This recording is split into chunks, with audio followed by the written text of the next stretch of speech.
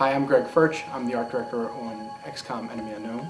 And it was shortly after Terror from Deep had come out, and I started playing the original XCOM.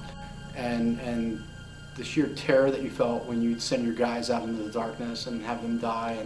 And quickly I learned that, that was actually my friend. Permadeath was good. And I still, to this day, can remember the very first time I encountered a sectoid and how creepy that was when he peeked through the orchard through the darkness. And that was just an absolutely super cool time. And even more cool that it was done in, 320 by 240 graphic.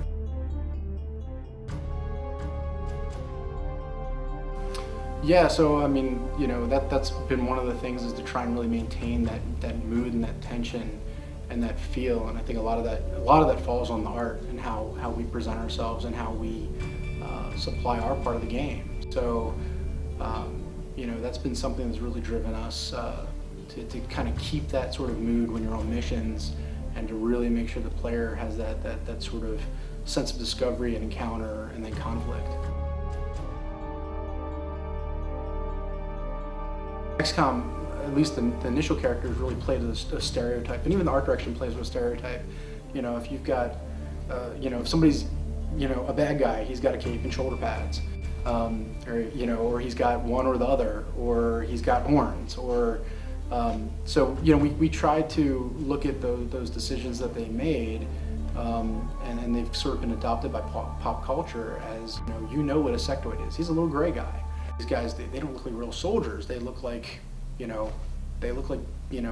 G.I. Joes. And I said, yeah, right? They actually are. They're action figures.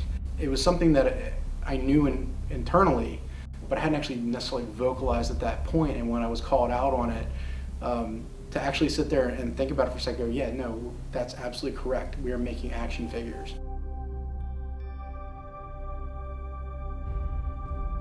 But I think the one thing, the advantage we have now, is that we can make things look gorgeous. And so for us, we're really looking at making, the really great player experience, both visually and through design, that's immersive and engaging. And so for me, being an artist, that's the thing that I want us to really, that I'm the most excited about. As far as playing the game, I think it